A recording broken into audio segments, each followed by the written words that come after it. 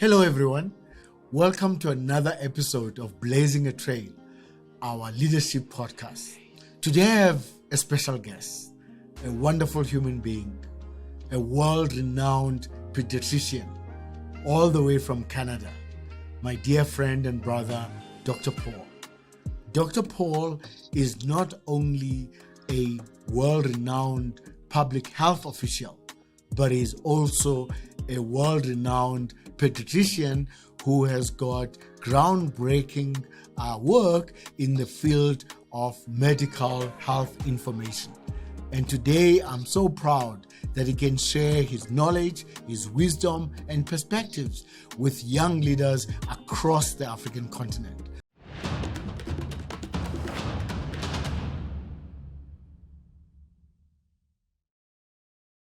Dr. Paul, how are you? How's Canada? Well, I'm doing very well. Canada's very cold and we're getting a lot of snow, but overall, I'm doing very well. And it's a great pleasure to be with you and to see you again, Lincoln. It's been many years that I haven't seen you face to face, although it's virtual. Thank you so much. And, this conversation wants a lot of young people to learn from leaders who've already traveled the path and learn from their journey and their experience. And one of the things that I thought I would raise with you up front, how do you fall in love with medicine? What makes medicine such a special profession? Well, I'll tell you, medicine is a very, very science-based, but also artistic-based approach, because basically it has to do with really understanding science and applying it to science, and the application part to humans is what interests me a lot. It's the interaction, it's the communication, it's the sharing of knowledge. It is involving the patients. It isn't. So basically, I guess I'm a communicator at heart, and so it fits very nicely with one of my visions, which really has to do with, yes, obviously we want to treat individuals, and myself, it's pediatrics. I love children, and so that drew me to pediatrics. But what I like about medicine is that you can make a big difference. Even sometimes we don't have treatments. We don't, sometimes they're terminal diseases or chronic diseases. As long as you engage, communicate, involve your patients and their families with what you're doing, I think that's what attracts me and keeps me interested in medicine. At the level of pediatrics, obviously, it's also a bit more complicated because when you're dealing with parents and children, young children can't speak. So you really need to have communication levels at the highest abilities. So for example, a small baby won't tell me what the problem is. I need to rely on the parents or the caregivers for, what is wrong, what are the symptoms? And then conversely, in terms of the treatment, I have to administer the treatment through a third party. I call it medicine by proxy. So you administer it to parents. So here again, one of the decisions that pushed me into pediatrics was that need for that relationship, the trust, and communications. One of the most interesting things that people may not know about you is your love and involvement with music for a long time, from being a drummer to be a band member, producing music. How's music played a role in your life, but also in medicine? Well, I started as a professional musician at 14. I was 14 years old when I started playing for money. And in fact, it paid my way through university and medical school and so on. I really loved music. I loved the production aspect of it. So my first love, my first profession. So people ask me, what did you first do? I was a drummer. I wasn't a doctor. I was a drummer. And, that led to me, I had a vast array of meeting people, different people than you would meet in medicine or in medical school. So my world was very, very wide in terms of a wide spectrum of the type of people that I met. I traveled the world. I played drums. I worked with BMG Music. I went to France. I went to Japan. I was doing a lot of music here. We have the Juno Awards I attended, which is the equivalent for the Grammy Awards. I was quite involved in it. And I also found it as a outlet for me while I was doing my university studies and then my residency. So I would be studying, at school, and the weekends I'd go into the studio and play drums, or I'd do gigs on a weekend, and that really, I think, tied me through it. Medical school was very grueling. It's very competitive to get in, and it's very grueling. At McGill, where I went, we started in clinics doing clinical medicine on the second year out of the 4-year term. And so, I was on call every fourth night. I really turned to music to be able to not only sustain and pay for my medical school, but also to psychologically and mentally support me through. So in fact, medicine is what brought me here today. And in a convoluted way, once I started being a pediatrician and I was certified and so on, I quickly realized that I couldn't do full-time music because I was traveling the world. I was in studios, I was in Nashville, but I also wanted to produce, and I love to produce. I love to get my hands on the board and be the engineer and so on. And so my vision at that point changed when I was actually doing a residency at the Montreal Children's Hospital. People started calling me Dr. Paul because they can't pronounce my last name because I'm Greek. And so these kids kept calling me Dr. Paul, and I kept looking at my artists, a lot of our artists who sometimes were difficult to get along with. And I said, you know what, maybe I will be the artist. I will be the recording artist, but instead of music, I will actually produce information in a multimedia format for parents, caregivers worldwide. And that's what led me to sort of merging my production skills. So I've produced many records, many videos with the health. And so those two are unique attributes which I think have created a bit of a niche for me and have guided my career. In fact, the reason I left pediatrics and went into public health was my zeal for public health information and embedding communications into the discipline of medicine, actually. You have a strong view about the essence of communication of health information, probably to the widest audience, using all sorts of mediums. Tell me more about that, because this is quite a unique but very important and much needed thing. And I say so from a selfish point of view. As a developing nation, we need a lot of that communication of health information in the most credible way, but in the most accessible way. Exactly, and those are very important attributes. And so, my vision was really to embed medicine and communication. So, for example, I'll give you an example. I saw the utility of patient education in asthma care. So back in 1990, there was no formal asthma care for children. It was leading preventable admission to hospital. And so I created the asthma program, and I deliberately embedded health education and communications tools in there. Within 6 months of that clinic, our admissions to hospital decreased dramatically. And so that was, to me, a pilot project of the utility of information and education being embedded in the treatment team. And so I created a health educator position back in 1990, which now a lot of people are using. And so to me, that was just an example. And then you can stretch it beyond. You can stretch that and use different media. So when you talk about sort of my vision, I talk about health. Communications is the future of health. And you can see it today.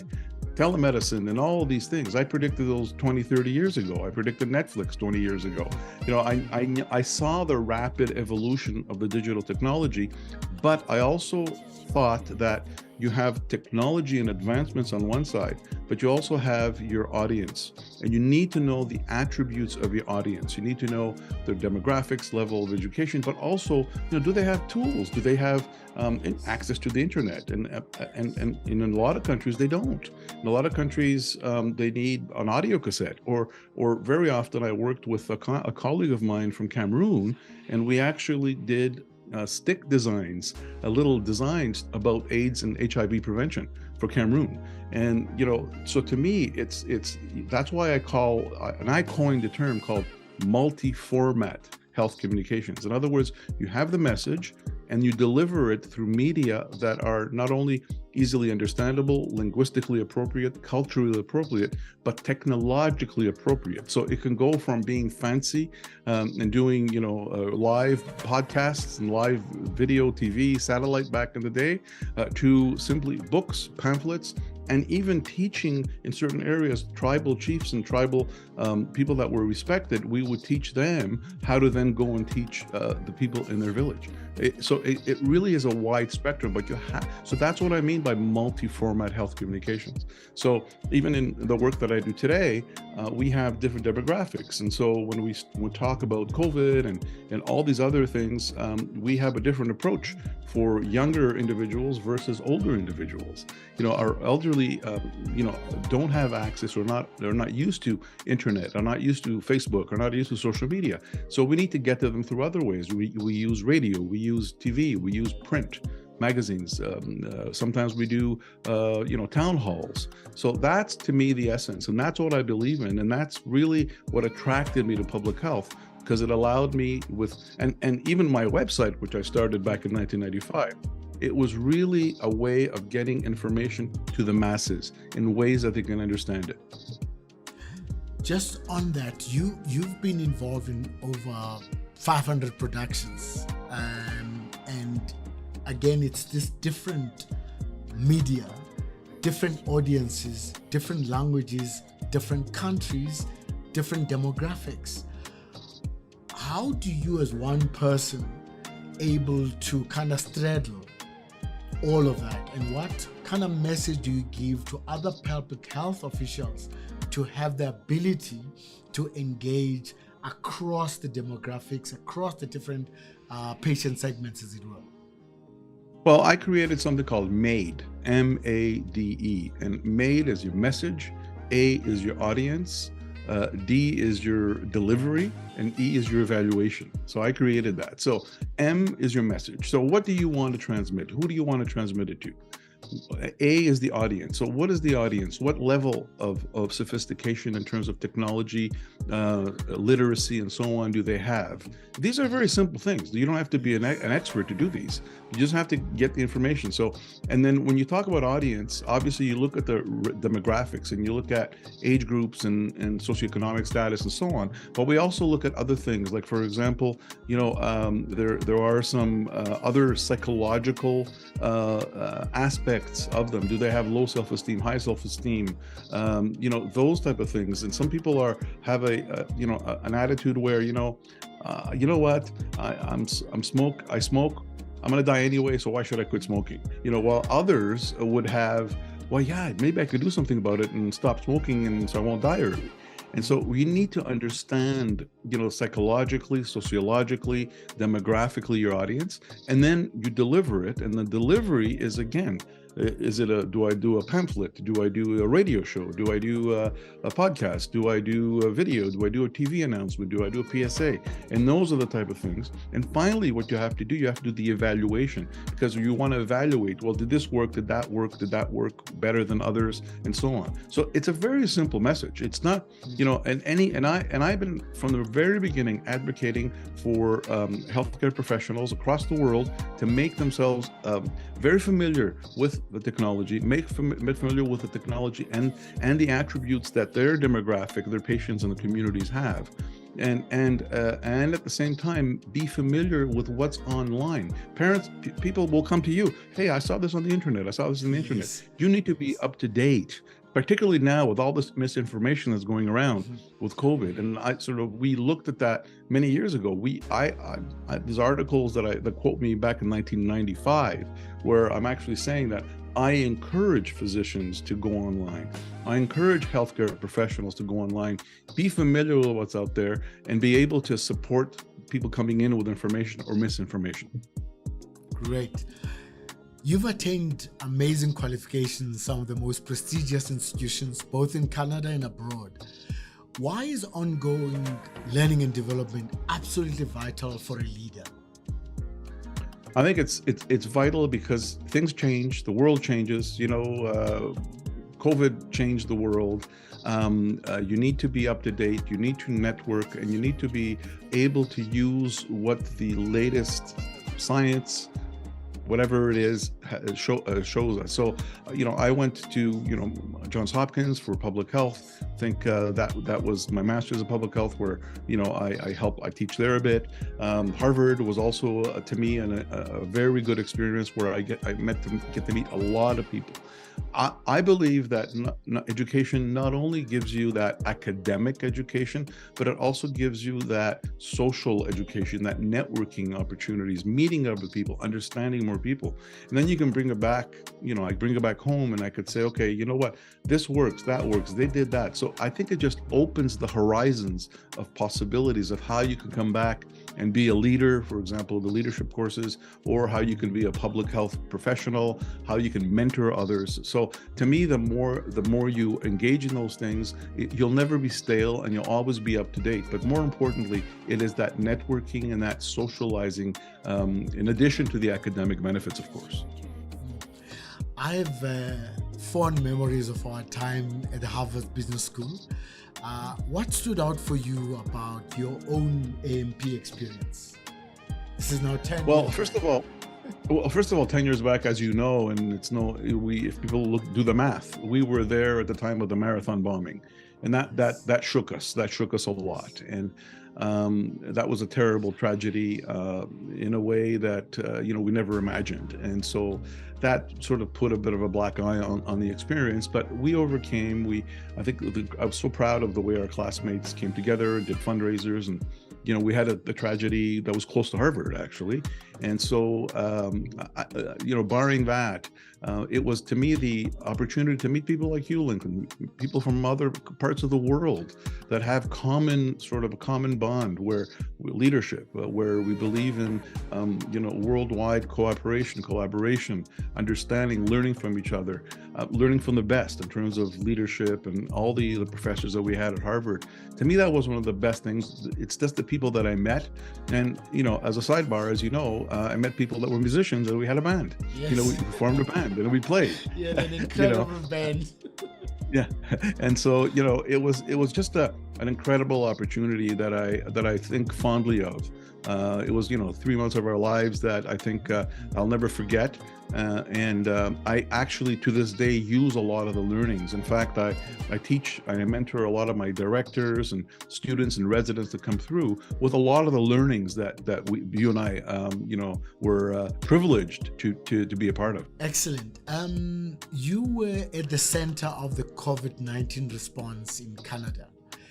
Can you just paint us a picture of what that entailed in terms of your role, the magnitude of the challenge, and what you kind of had to deal with on a day-to-day basis? Well, in Canada, healthcare is divided among provinces. We have 10 provinces, and so Ontario is the biggest province, and I'm in Ontario. And my territory is the eastern part of Ontario, which is a large rural, mixed urban, rural. However, at the time of the pandemic, I was also chair of what's called the Council of Medical Officers of Health of Ontario. So I represented all 34 of us. We were 34 in public health leaders, territorially. And so I was at the height of that, really trying to, understand what was going on and keep people abreast of it. That was the major challenge. It was very scary. We have authority. I have authority to order people to close down and masking. So I had to do all these things, which to me was very painstaking and very difficult decisions to make, because when you're, putting out these restrictions, you're taking people's, livelihoods away. And I was very aware of that. When you're closing down schools, you're depriving children of a very important academic and social environment, developmentally speaking. And so it was a very hard time. I guess I had the misfortune, people may know that there was a Japanese cruise ship that was stuck in Tokyo, I think, that had about 250 Canadian passengers, and they were brought back to Canada, and they chose my area, this big hotel that we have, to be the quarantine. And that was before the pandemic was declared a pandemic, and I had to lead the local response to that. And it was very challenging because people were upset at me because these people came and we brought COVID to the city, which we didn't, obviously. So it started with that, and basically it really was, aside from the public being disturbed and being upset, and also once all the restrictions came in, it was a very important challenge for me, both at the local level and provincial level, I was at the, I was advising the government, I was advising the Ministry of Education and so on. So it was really, if you ask me what the biggest challenge was, risk communication. Again, it came down to that. Communicating with the public, communicating with politicians and policymakers and decision makers, and importantly, communicating with my staff. We tripled the amount of people that work in my health department during the pandemic, because we had we had to do the contact tracing, we had to do the vaccines and when they subsequently came out. And I remember it was constant communication, daily updates with my staff, daily updates with our incident management team, and daily updates with the media conferences on a daily basis, and multiple interviews. So during that time, I've done hundreds of interviews, if not thousands, really, literally hundreds, 6, 7 a day sometimes, over the last 3 years, talking about the pandemic, the twists and turns, the vaccines, the new resistance, the new sub-variants, and so on. And again, all of that boils down to communications. And also, and I told my staff, a couple of years before this came, I thought that we should become more of a nimble organization. We should have mobile, we should embrace technology. So I actually had VPNs in, I had video conferencing already. So for us, when we closed things down, we had virtual workforce immediately, because we had planned it because of cost savings, and I wanted to be more modern and technological. So that was very important. But the most important thing, again, was reassurance, gratitude, important, gratitude, expressing gratitude to our staff who were at the front lines. And I must say that it was challenging, but sometimes it was actually quite dangerous. With the anti-vax sentiment, we had a lot of people demonstrating in front of our offices. I had to get police and security guards to come in.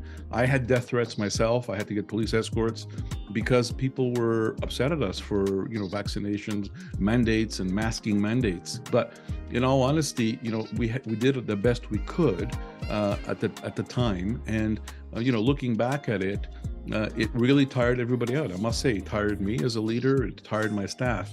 And I insisted over the last 6 months or so, a year, that my staff take vacations, because we couldn't take any vacations. So now we need to come and recover. So now we had the acute phase. Now we're a bit of a transitional phase. We're still in a pandemic, but much better off with the vaccinations. We had unprecedented, I don't know if you're familiar, we have hockey arenas here. We play hockey here.